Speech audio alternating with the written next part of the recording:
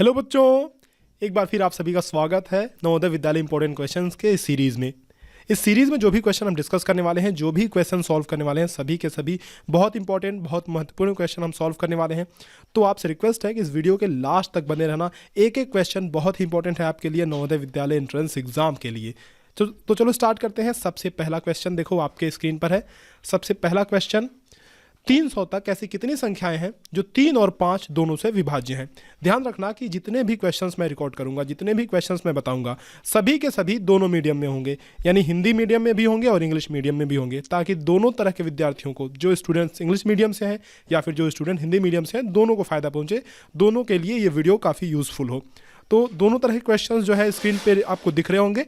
आप जिस भी मीडियम से हो, इंग्लिश मीडियम के हो तो इंग्लिश वाले क्वेश्चन पढ़ा करो, हिंदी मीडियम के स्टूडेंट हो तो हिंदी वाले क्वेश्चन पढ़ा करो। और ध्यान रखना, आपको साथ साथ जवाब देते हुए चलना है।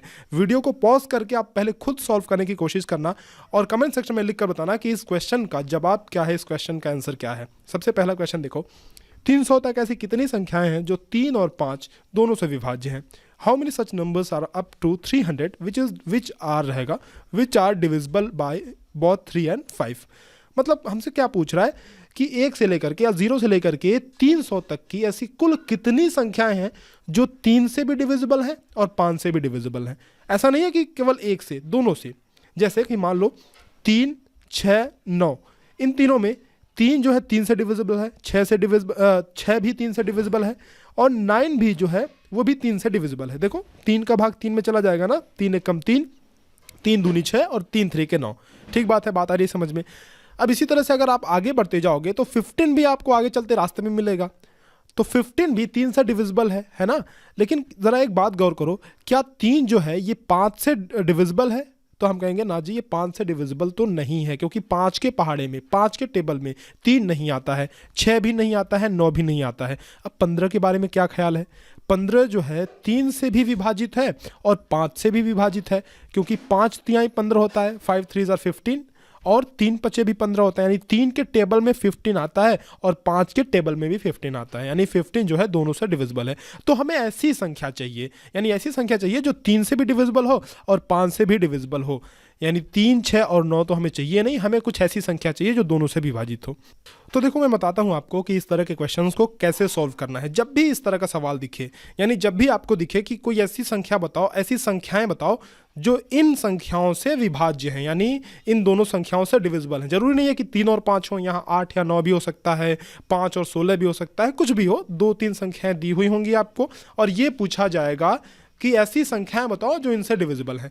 तो आपको क्या करना है, सीधे सीधे आपके माइंड में क्लिक करना चाहिए कि भाई ऐसा सवाल तो मेरा देखा हुआ है, ऐसे सवाल में हम लोग एलसीएम निकालते हैं। अब एलसीएम किसका निकालना है? सबसे पहले तो ये जानो एलसीएम क्या होता है। सभी को लगभग पता ही होगा एलसीएम क्या होता है। एलसीएम होता है लोवेस्ट कॉमन मल्टीपल।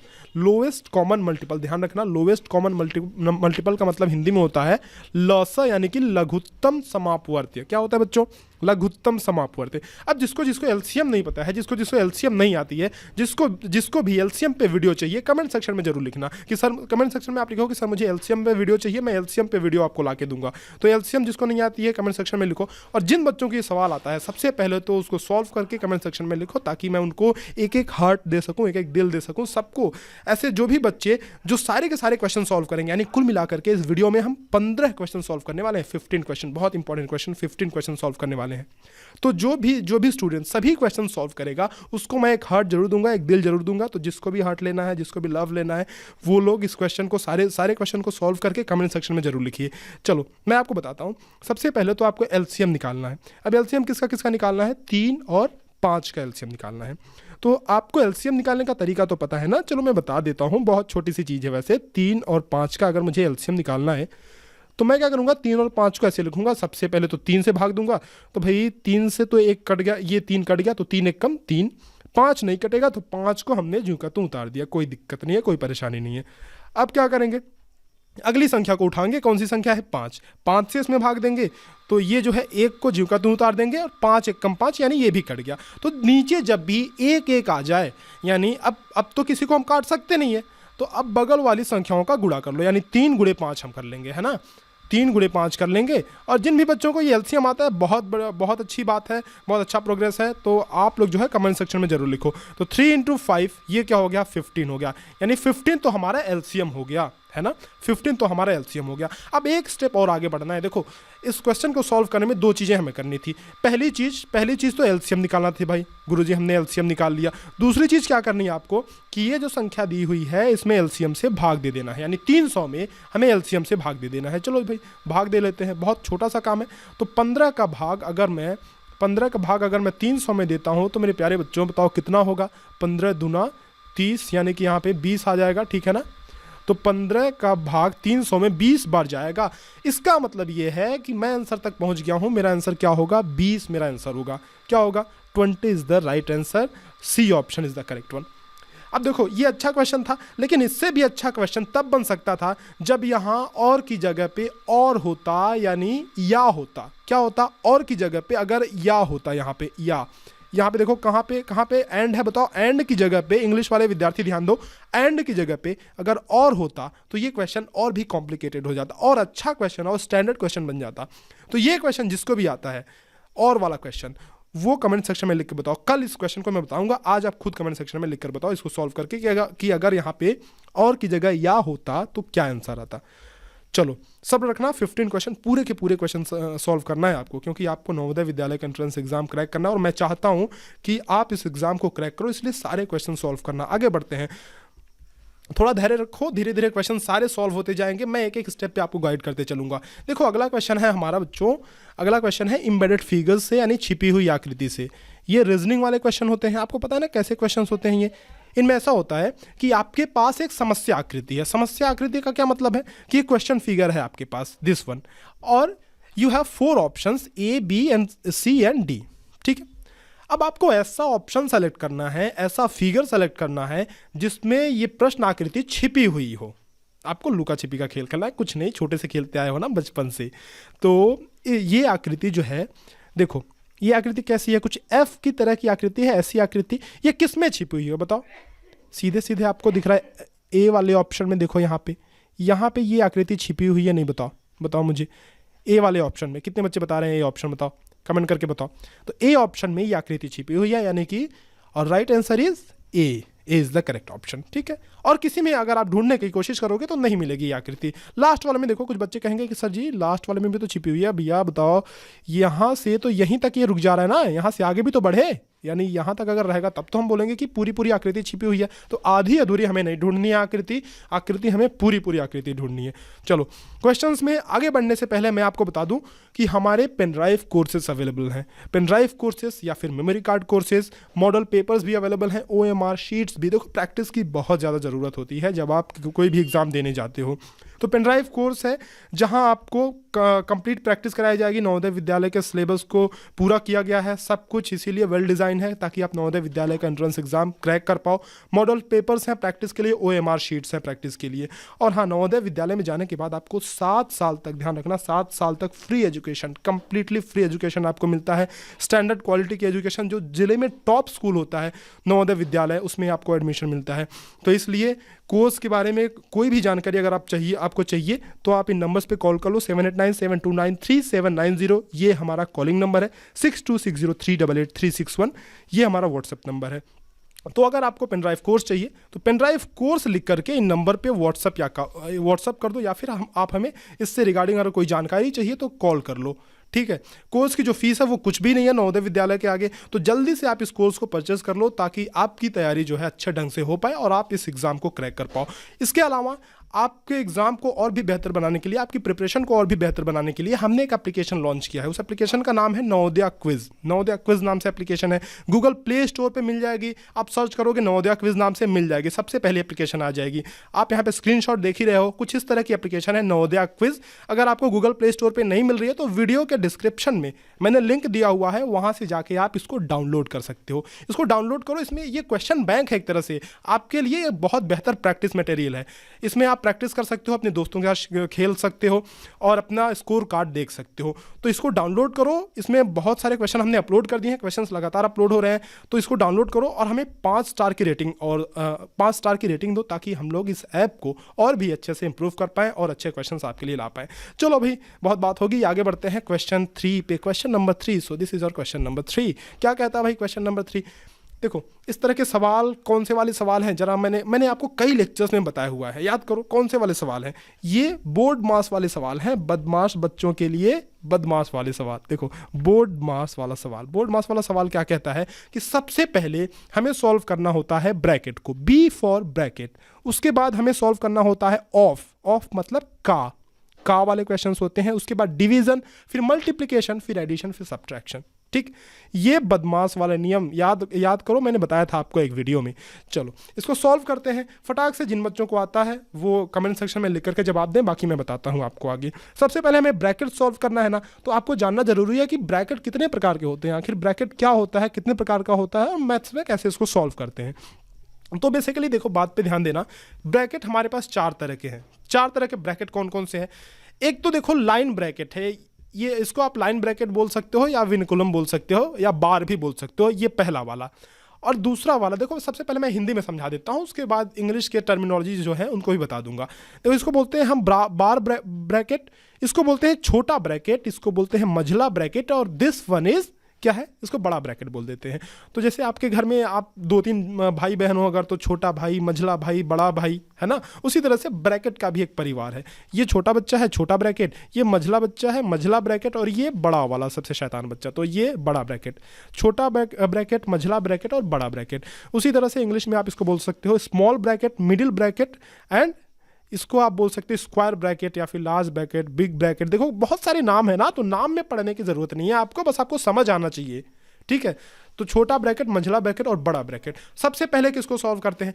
देखो, जब आपके पापा कहीं से मिठाई लेके आते हैं तो सबसे ज़्यादा किसको मिलता है? छोटे भाई को। सबसे पहले छोटे ब्रैकेट को सॉल्व करना है ना, छोटे ब्रैकेट को सबसे पहले सॉल्व करना है, उसके बाद मंझले ब्रैकेट को, उसके बाद लास्ट में कहीं जाकर के आपको बड़े ब्रैकेट को सॉल्व करना है। इतनी बात समझ में आ गई। और आप स्क्रीन को पॉज करके इसका स्क्रीनशॉट भी ले सकते हो, ताकि आपको याद रहे।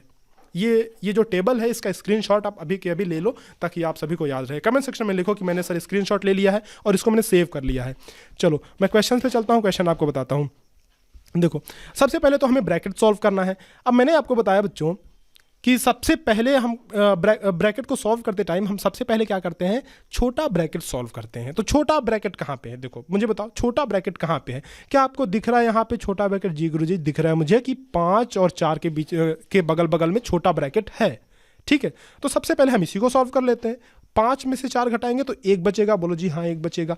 अब अगर हमने इसको सॉल्व कर लिया तो यहाँ पे 1 बचा, यानी 5 - 4 की जगह पे हम 1 लिख सकते हैं। लेकिन एक बात ध्यान दो, 3 के बाद क्या यहाँ पे कोई भी चिन्ह है? यानी प्लस, माइनस, गुणा, भाग, कुछ भी नहीं है ना यहाँ पे कोई भी चिन्ह नहीं है।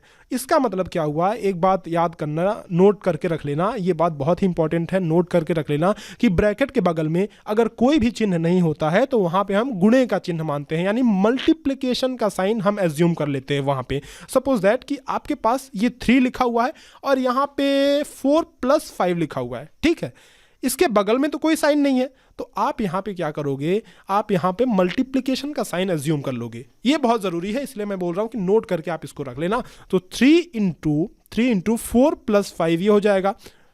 ठीक है, यहाँ पे कोई साइन नहीं था, इसको हमने रिप्लेस कर दिया मल्टीप्लिकेशन से। तो 4 + 5 ये 9 हो गया। 3 × 9, 9 3 27, बहुत ही आसान चीज़ है, 9 3 के 27 ही हो गया।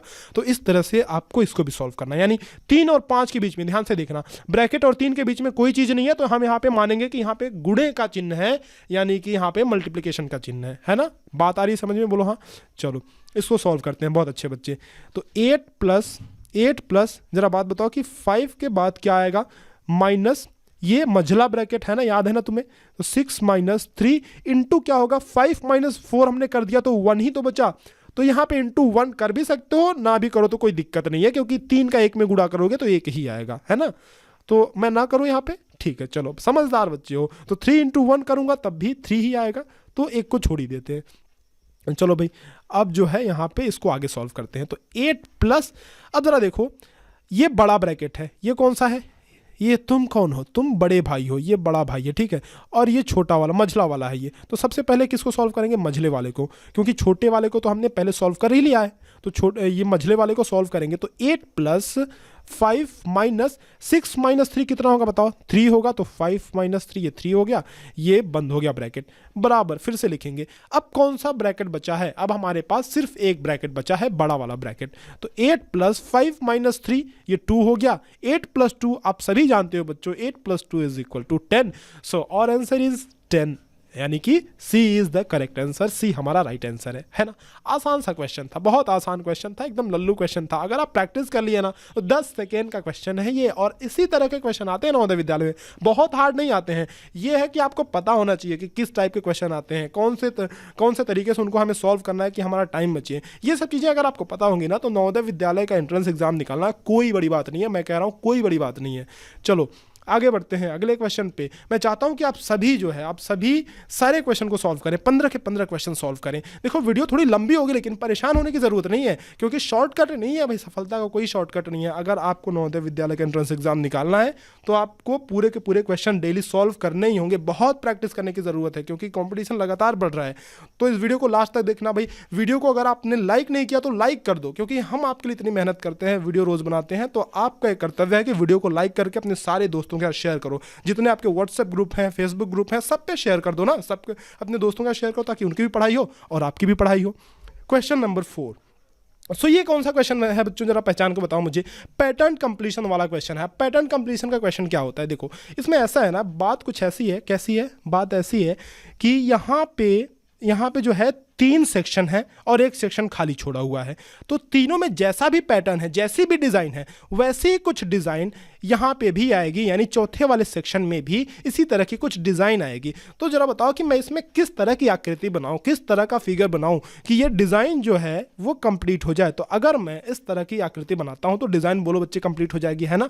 अब आपके पास 4 ऑप्शन हैं, ABCD, there are 4 option available to you.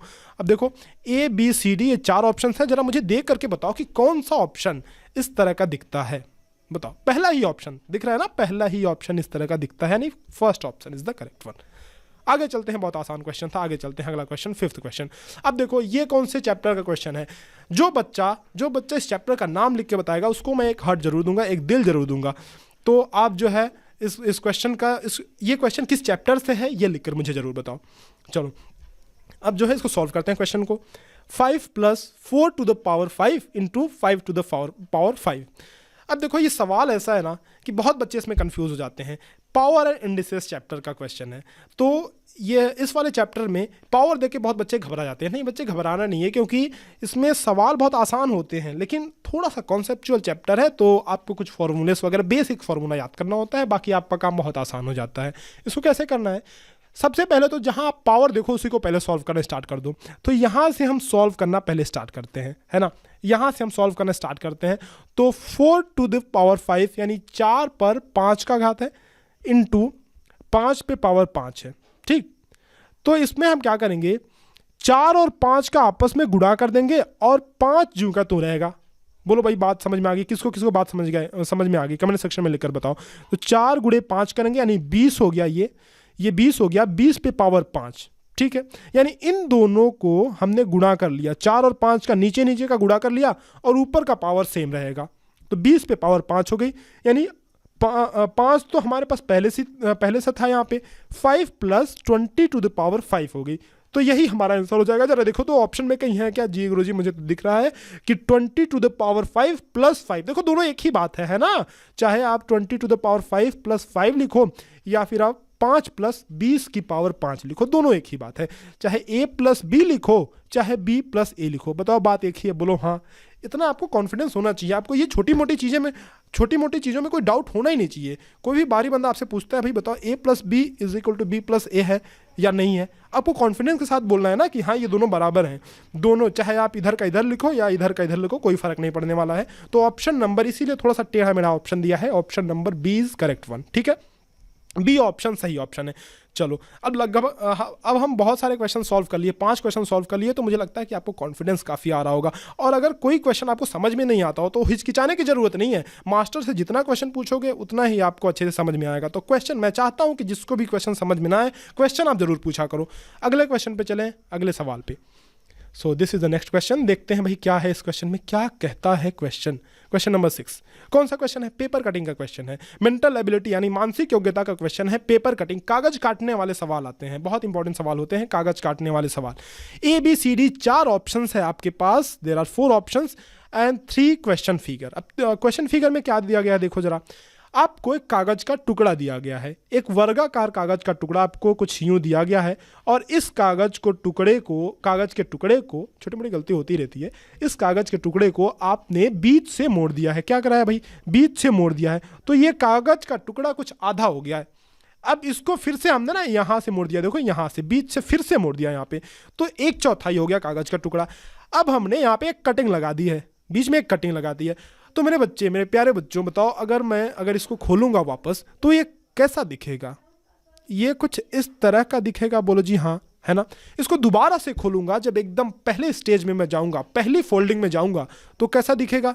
कुछ इस तरह का दिखेगा, यानी बीच में कट जो है वो पूरा क्या हो जाएगा? पूरा सर्कल हो जाएगा। बीच में जो कटिंग हमने लगाई थी, छोटी सी कटिंग, वो पूरा सर्कल हो जाएगा, पूरा का पूरा सर्कल हो जाएगा। तो option number C is the correct option. देखो आपको दिख रहा है कि सी ऑप्शन में बीच में पूरा सर्कल है, तो सी ही हमारा सही ऑप्शन है। चलो एक बार मैं और आपको बता दूं कि अगर आप इस चैनल पर नए हैं तो चैनल को सब्सक्राइब करके बेल आइकन जरूर दबा लेना। इस तरह के घंटी का ऑप्शन होगा, घंटी का आइकन होगा, उसको दबा करके ऑल पे क्लिक करना, क्योंकि ये सीरीज काफ़ी लंबी चलने वाली है। जब तक आपका एग्जाम नहीं हो जाता तब तक ना हम शांत बैठेंगे ना आपको शांत बैठने देंगे। आपको रोज वीडियो देखनी है, हम रोज वीडियो अपलोड करेंगे। ऑल पे जब आप क्लिक किए रहोगे, ऑल को जब आप सेलेक्ट करोगे, तो जो भी नोटिफिकेशन हमारे चैनल से जाएगा, जो भी हम वीडियो अपलोड करेंगे, तुरंत आप तक नोटिफिकेशन जाएगा और आप उस वीडियो तक पहुंच जाओगे। ठीक है, तो ऑल पे जरूर क्लिक कर देना। चलते हैं अगले क्वेश्चन पे बढ़ते हैं। अगला सवाल जो है, अगला सवाल हमारा क्या है? संख्या 70 जो है 40 से कितने प्रतिशत कम है? The number 70 is what percent? एक मिनट, सॉरी मास्टर गलती कर रहा है। क्या बोल रहे हैं यहाँ पे? संख्या 70 जो है 40 से कितने प्रतिशत अधिक है? कम नहीं, अधिक है। इंग्लिश में क्वेश्चन पढ़ लो भाई। The number 70 is what percent more than 40, मतलब 40 से कितने प्रतिशत अधिक है। अब सबसे पहले तो एक बात बताओ कि 40 से 70 कितना अधिक है? परसेंट की बात छोड़ो, परसेंट की बात बाद में हम करेंगे। सबसे पहले तो सीधी बात बताओ, बहुत आसान सा मैं क्वेश्चन आपसे पूछ रहा हूँ कि 40 से 70 कितना ज़्यादा है? तो भाई आसान सी बात है, मास्टर गजब सवाल पूछते हो यार। 30 अधिक है, 40 + 30 70 हो गया, है ना। 40 + 30 70, यानी 30 अधिक है। अब देखो अधिक कितना है? 30 अधिक है। हमें परसेंटेज निकालना है ना, परसेंटेज निकालना है। तो परसेंटेज में हम क्या करते हैं, जो बेस हमारा नंबर है, यानी 40 से हम तुलना कर रहे हैं ना, कि 40 से अधिक है, 40 से बड़ा, 40 से छोटा, है ना। 40 से तुलना किससे कर रहे हैं? सीधी बात सोचो, तुलना किससे कर रहे हैं? 40 से तुलना कर रहे हैं। तो परसेंटेज निकालते टाइम जिससे तुलना कर रहे हैं उसको नीचे रख देंगे बच्चे, और जितना अधिक है, कितना अधिक है? 30 अधिक है, 30 को ऊपर रख के 100 से गुणा कर देंगे। बोलो फटाक से सवाल लगा लोगे कि नहीं? बोलो हाँ। देखो 0 से ये 0 कैंसिल हो गया, 4 से ये 25 चौके 100, 25 यानी 75, यानी 75%। बोलो भाई आसान सवाल था, सब लोग बोलो आसान सवाल था, क्योंकि 40 को आप नीचे रख रहे हो। क्यों नीचे रख रहे हो? ये बात समझ में आ गई, कॉन्फिडेंट हो। 40 को इसलिए नीचे रख रहे हैं क्योंकि 40 से हम लोग तुलना कर रहे हैं। कंपेयर किससे कर रहे हैं? 70 से कंपेयर नहीं कर रहे हैं ना, हम लोग 40 से कंपेयर कर रहे हैं कि 40 से कितने प्रतिशत अधिक है। लैंग्वेज को समझो, 40 से कितने प्रतिशत अधिक है। तुलना किससे हो रही है? 40 से कितने प्रतिशत अधिक है, यानी तुलना 40 से हो रही है। तो 40 को हम बेस मान करके 40 को नीचे रखेंगे और जितना अधिक है उसको ऊपर रखेंगे। परसेंट निकालने के लिए 100 से गुणा कर देंगे बच्चे, 75% हमारा आंसर हो जाएगा। This is the right answer and right answer is C answer. बताओ कितने बच्चों का सी आंसर आया है? लिख करके बताओ कि सर मेरे क्वेश्चन कौन से क्वेश्चन नंबर है? क्वेश्चन नंबर 7 का सी आंसर सही है। मैंने आपसे पहले ही कह दिया है कि जो भी बच्चे सारे क्वेश्चन सॉल्व करेंगे, 15 के 15 क्वेश्चन, उनको मैं एक एक हार्ट, एक एक दिल जरूर दूंगा। तो आप सभी को अगर दिल पाना है, लव पाना है, तो भाई क्वेश्चन तो सॉल्व करना ही पड़ेगा। आगे चलते हैं अगले सवाल पे। Question number 8, this is the question number 8। कौन से किससे है? ये मेंटल एबिलिटी का क्वेश्चन है, एनालॉजी यानी सादृश्यता का क्वेश्चन। अब देखो इस क्वेश्चन में क्या होता है कि ABCD there are 4 options given to you and कितने आपके पास 3 समस्या आकृतियां हैं, यानी क्वेश्चन फिगर्स हैं। अब इनमें होता ऐसा है कि पहली और दूसरी आकृति में जो रिलेशन है ना, वही रिलेशन तीसरी और चौथी आकृति में होना चाहिए। यानी पहली और दूसरी आकृति में कोई ना कोई संबंध है, कोई ना कोई रिलेशन है, वही संबंध तीसरे और चौथी आकृति में होनी चाहिए।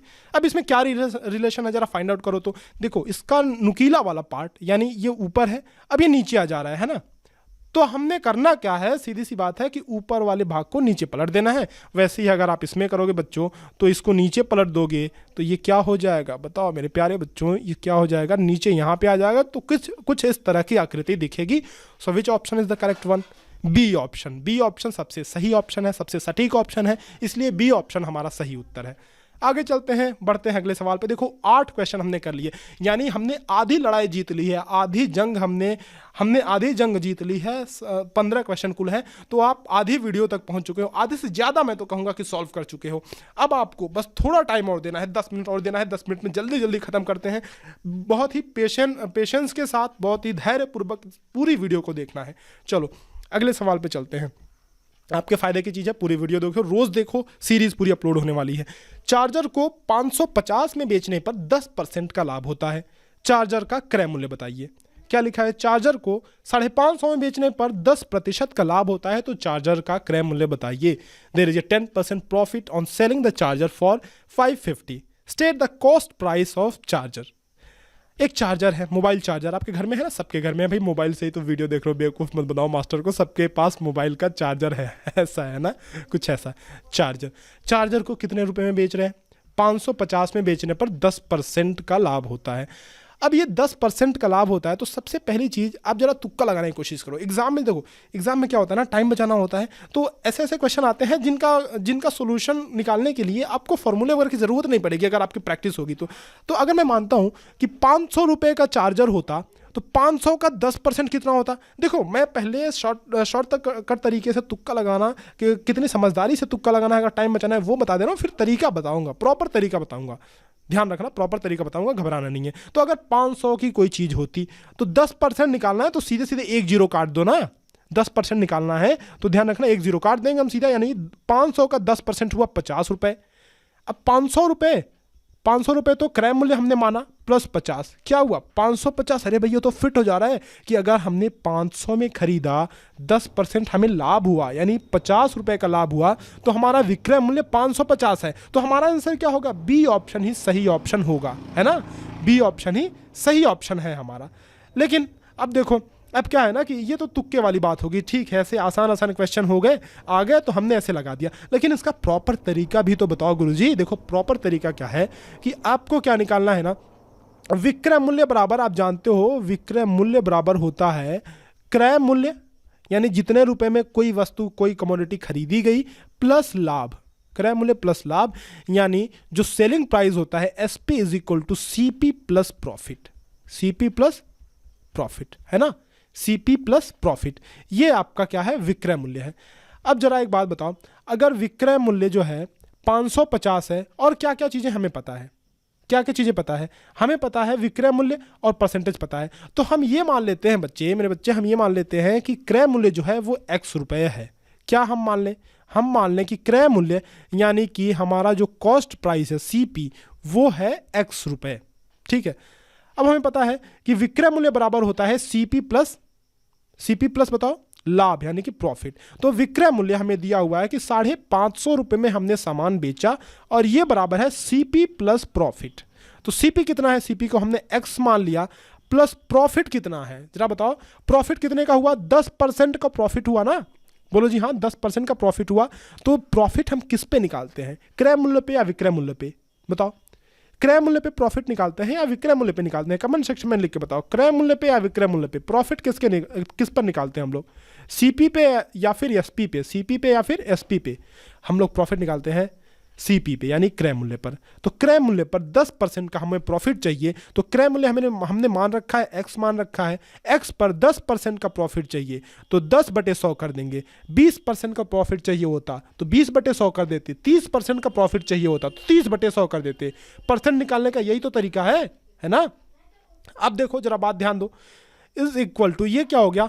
1 0 से 1 0 कट गया, तो ये पॉइंट X बच जाएगा, यानी X plus point X, x/10 है, ध्यान रखो। अच्छा चलो, अगर तुम कंफ्यूज हो रहे हो तो मैं थोड़े अलग तरीके से लगाता हूँ। तो मान लो ये x प्लस x/10 आपको करना है ना। तो अगर ऐसा करना है x प्लस x/10, तो 10 का इसमें मल्टीप्लाई कर दो, और यहाँ पे आप जानते हो कि x/1 रहता है, तो 1 का इसमें मल्टीप्लाई कर दो, यानी कि क्रॉस मल्टीप्लिकेशन कर दो। तो ये हो गया 10x प्लस 1x/10 हो गया ना, यानी 11x/10, 11x/10 है ना, 11x/10। अब ये क्या हो जाएगा 550, ये तो यही रहेगा, 550 इज इक्वल टू 11x/10 हो गया। जरा बात ध्यान दो, 11x/10। अब यहाँ से आप देखो, यहाँ से आप यहाँ से इसको काट सकते हो। क्या काट सकते हो गुरुजी बताओ तो 11 पचे 55, 11 पचे 55 यानी 50 बार में भाग जाएगा, तो आप काट सकते हो, है ना। तो 50 इज इक्वल टू 11 तो कट गया, तो x/10 बचा, और x की वैल्यू हमें निकालनी है, तो 10 को इधर ट्रांसफर कर देंगे, तो 5 × 10 हो जाएगा। ये 5 × 10 इज इक्वल टू x। इसका मतलब ये हुआ 5 × 10 इज इक्वल टू x। इसका मतलब ये हुआ कि हमारे x की वैल्यू आ गई 50 दहा में 500 रुपए। x की वैल्यू आ गई 500 रुपए। और बच्चे बताओ, x को हमने क्या मान रखा था? x को हमने माना था कि क्रय मूल्य है। देखो यहाँ से x को हमने माना था कि x ही हमारा क्रय मूल्य है। कौन हो तुम हो क्रय मूल्य। तो क्रय मूल्य को हमने मान रखा था x, यानी कि हमारा वैल्यू भी आ गया। वैल्यू कितनी आई 500 रुपये, यानी x की वैल्यू आ गई 500 रुपये। देखो ये प्रॉपर तरीका है लगाने का। अगर आपको बड़े वाले मेथड से लगाना है, आपको समझना है, क्वेश्चन के डीप में जाना है, तो आप इस तरह से लगा सकते हो। एक और शॉर्टकट ट्रिक मैं बताऊंगा, किसी और वीडियो में डिस्कस करूंगा। तब तक जिसको भी शॉर्ट ट्रिक आती है वो जल्दी से शॉर्ट बताओ कमेंट में लिखकर, सर मुझे इससे भी अच्छी शॉर्ट ट्रिक आती है। और इस वीडियो के कमेंट सेक्शन में आप इसका जवाब लिख करके दो। चलो, तो 500 रुपये हमारा क्रय मूल्य हो गया। अगर आपको ये क्वेश्चन नहीं समझ में आया है तो फिर से आप इसको रिपीट करके देख लेना, ताकि ये क्वेश्चन आपको समझ में आ जाए। अंडरस्टैंडिंग बहुत ज़्यादा ज़रूरी है, ठीक है। बाकी शॉर्ट ट्रिक तो खैर चलता रहेगा, मैं बताते रहूँगा। आगे चलते हैं अगले सवाल पे। अगला सवाल है फिर से मेंटल एबिलिटी का क्वेश्चन। देखो मैंने मिक्सअप कर रखा है ताकि आपको बोर ना हो। कभी आपको मेंटल एबिलिटी का क्वेश्चन मिले, कभी आपको मैथ्स का क्वेश्चन मिले, कभी आप दाल चावल खाते हो, कभी पनीर की सब्जी खाते हो, है ना। तो आपको वैरायटी ऑफ जो क्वेश्चन्स है वो मैं आपके सामने पेश कर रहा हूँ। तो आपको घबराने की ज़रूरत नहीं है, वीडियो के लास्ट तक देखना है, पूरी वीडियो देखनी है आपको। देखो, श्रृंखला पूर्ति का एक सवाल है, यानी सीरीज कंप्लीशन का क्वेश्चन नंबर 10। तो इसमें क्या करना होता है मेरे प्यारे बच्चों की ABCD आपके पास 4 ऑप्शंस है। There are 4 options given to you, और आपके पास 3 क्वेश्चन फिगर हैं, 3 समस्या आकृतियां हैं। देखो 1, 2, 3 ये तीनों समस्या आकृतियां हैं आपके पास। इनमें क्या है, ये इन आकृतियों में एक श्रृंखला है, एक सीरीज है। मतलब कोई चीज़ आगे बढ़ती हुई जा रही है, कोई चीज़ आगे घटती हुई जा रही है, कोई चीज़ आगे नाचती हुई जा रही है, घूमती हुई जा रही है। तो ये रिलेशन आपको फाइंड आउट करना है। अब आपको बताना है कि क्वेश्चन मार्क की जगह पे क्या आएगा। तो सबसे पहली चीज़ आप ध्यान दो कि यहाँ पे तीर का निशान, तीर का जो दिशा है, तीर का डायरेक्शन है, वो किधर की तरफ है, दाहिने तरफ है। फिर ये थोड़ा सा मुड़ करके ऊपर हो जा रहा है, तीर का डायरेक्शन इसमें, फिर ये मुड़ रहा है यहाँ से और तीर का डायरेक्शन इधर की तरफ हो जा रहा है। जरा बताओ, फिर ये एंटी क्लॉकवाइज फिर से ये घूमेगा, तो क्या मैं कह सकता हूँ कि तीर का डायरेक्शन नीचे की तरफ होगा? हाँ जी, तीर का डायरेक्शन जो है, दिशा जो है वो तो नीचे की तरफ ही होगी। अब नीचे की तरफ तीर की दिशा होगी। इतनी बात पक्की है? बोलो जी हाँ, इतनी बात पक्की है। तो इतनी बात अगर पक्की है बच्चे, तो A और C को हम तो हटा सकते हैं। भाई तुम जाओ, क्योंकि तुम्हारी दिशा जो है वो नीचे नहीं है, तुम मुझे पसंद नहीं हो। तो B और D बचा हमारे पास। अब देखो बाहर जो है, 1 मिनट मैं इसको मिटा देता हूँ, आपको कन्फ्यूजन ना हो, ठीक है। तो बाहर जो है, यहाँ पे सर्कल है, सबसे बाहर सर्कल है, वृत्त है। उसके बाद फिर हमारे पास स्क्वायर आ गया है, फिर वृत्त आ गया है, तो फिर क्या आएगा? फिर स्क्वायर आएगा, है ना।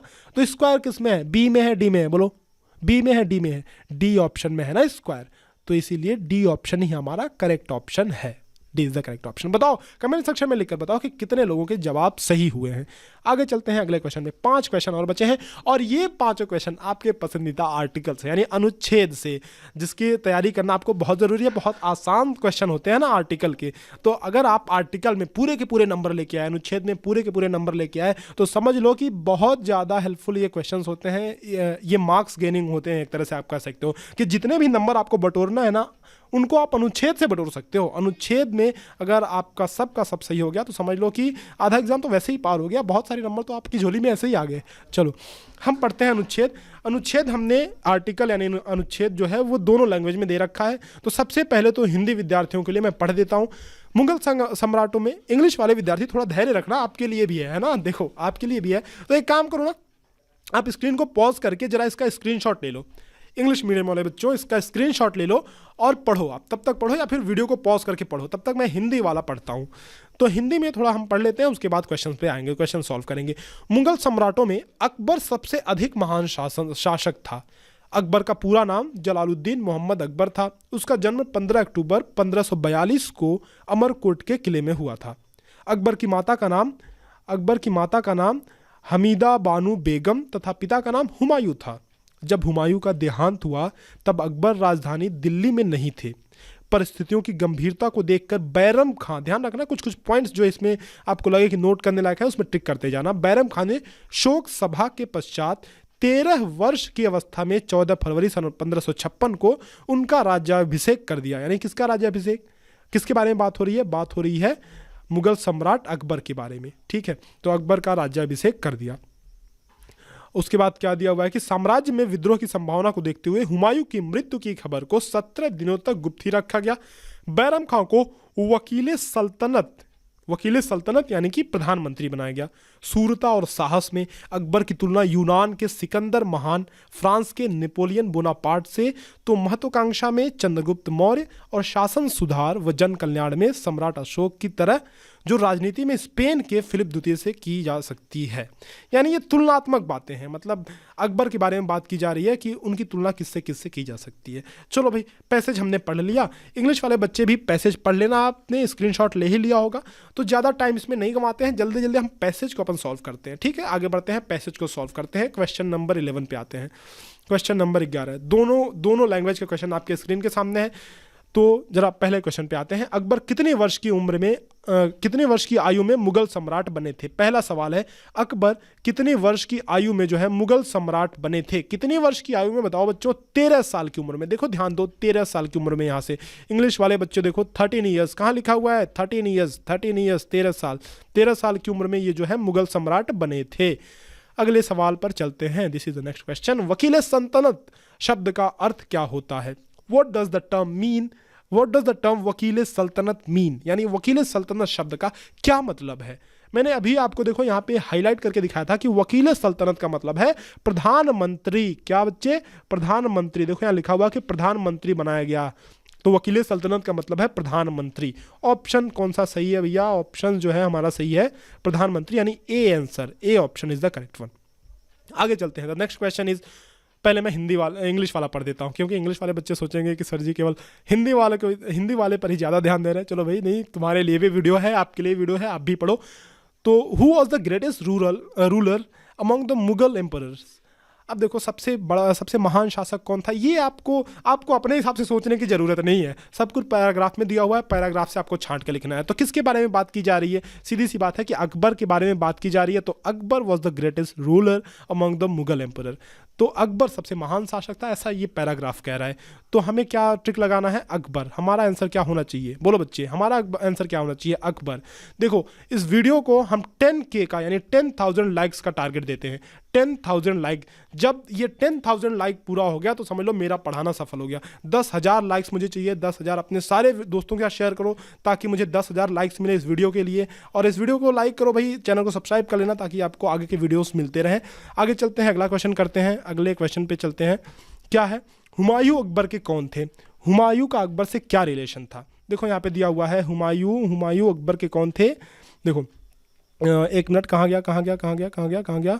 अकबर की माता का नाम ये था, पिता का नाम हुमायूं था, यानी अकबर के पिता थे, अकबर के फादर थे हुमायूं अकबर के फादर थे, पिता थे, फादर। पहला ऑप्शन। एक मिनट सॉरी, ये नहीं, कहाँ गया? हाँ, ये बी ऑप्शन, हुमायूं अकबर के फादर थे। और इसमें क्या ऑप्शन है? एक मिनट, फादर, मैं दादा पे ट्रिक मैंने लगा दिया, गलती कर दिया। फादर थे ना, पिता, तो सी ऑप्शन ही करेक्ट ऑप्शन है। Last question. बहुत एक्साइटमेंट आपके अंदर अभी तक मुझे उम्मीद है कि होगा, क्योंकि 40 मिनट पार हो चुके हैं, लगभग 40 मिनट। लेकिन आपका कॉन्फिडेंस नहीं जाना चाहिए, क्योंकि आपको मेहनत करनी है नवोदय विद्यालय के एंट्रेंस एग्जाम निकालने के लिए। लास्ट क्वेश्चन है, तो मैं चाहता हूं कि आप सारे इस अंतिम क्वेश्चन का जवाब दो। और मैंने आपसे पहले ही कह रखा है ना कि जितने भी विद्यार्थी सारे के सारे क्वेश्चन सॉल्व करेंगे उन सबको मैं एक हार्ट जरूर दूंगा, एक दिल जरूर दूंगा। तो अगर आपको लव पाना है तो आप जो है सारे क्वेश्चन का आंसर कमेंट सेक्शन में एक साथ लिख कर देना, एक साथ सभी क्वेश्चन का आंसर आप लिख करके देना मुझे। महत्वाकांक्षा में अकबर की तुलना किससे की जा सकती है? ऑप्शंस हैं अशोक, सिकंदर, चंद्रगुप्त मौर्य, इनमें से कोई नहीं। ऑप्शंस देख लो क्या लिखा हुआ है इसमें। देखो कि महत्वाकांक्षा में चंद्रगुप्त मौर्य से की जा सकती है तुलना। देखो यहाँ पे महत्वाकांक्षा में चंद्रगुप्त मौर्य से, महत्वाकांक्षा में किससे? चंद्रगुप्त मौर्य से। तो चंद्रगुप्त मौर्य से तुलना की जा सकती है। तो और option is correct, option is Chandragupta Maurya, यानी सी ऑप्शन सही ऑप्शन है। सी ऑप्शन को सही करने के साथ ही हमारा ये सेशन भी खत्म होता है। इसमें हमने सारे के सारे 15 क्वेश्चन सॉल्व किए, स्टेप बाय स्टेप हमने सॉल्व किया। कोई भी अगर डाउट रह गया हो तो कमेंट सेक्शन में लिखना मत भूलना। मैं एक बार और आपको बता दूं कि अगर आप नवोदय विद्यालय की तैयारी करो, और जाहिर सी बात है कि ये वीडियो अगर आप अंतिम तक देख रहे हो, अभी तक देख रहे हो, इसका मतलब ये है कि आप नवोदय विद्यालय की तैयारी में लगे हुए हो। आपका नवोदय विद्यालय आप इंश्योर करो कि ये क्लियर हो जाए। इसके लिए आपको जरूरी है गाइडेंस की। आप हमारे पेनड्राइव कोर्सेज ले सकते हो, OMR शीट्स अवेलेबल हैं, पेनड्राइव कोर्सेज अवेलेबल हैं, मॉडल पेपर्स अवेलेबल हैं। आपको अगर ये सब इन सब को ज़रूरत है तो आप हमें इन नंबर्स पे कॉल या व्हाट्सएप कर सकते हो 7897293790 या फिर 6260388361 पर। अगर आप इस चैनल पर नए हो तो चैनल को सब्सक्राइब करके बेल आइकन दबा करके ऑल को क्लिक कर देना, ताकि सभी के सभी नोटिफिकेशंस आपको लगातार रेगुलर मिलते रहें और आप सभी वीडियो को देखते रहो। एक और ज़रूरी चीज़ कि आप इस एप्लीकेशन को जरूर इंस्टॉल कर लेना। नवोदया क्विज नाम से एप्लीकेशन है, गूगल प्ले स्टोर पे आपको मिल जाएगी। इस पर आपको क्वेश्चन बैंक मिल जाएगा। आप प्रैक्टिस करोगे तो ज़्यादा बेहतर आप एग्ज़ाम को क्लियर कर पाओगे, ज़्यादा अच्छी तरीके से पास कर पाओगे एग्ज़ाम को। इस एप्लीकेशन को इंस्टॉल करने के बाद हमें 5 स्टार रेट जरूर करो, ताकि एप्लीकेशन को हम और इम्प्रूव कर पाएँ। चलो, अगर कोई आपका सुझाव है, कोई डाउट है तो कमेंट सेक्शन में जरूर लिखना। मिलते हैं आपसे अगले वीडियो लेक्चर में कुछ नए सवालों के साथ। तब तक के लिए अलविदा, धन्यवाद।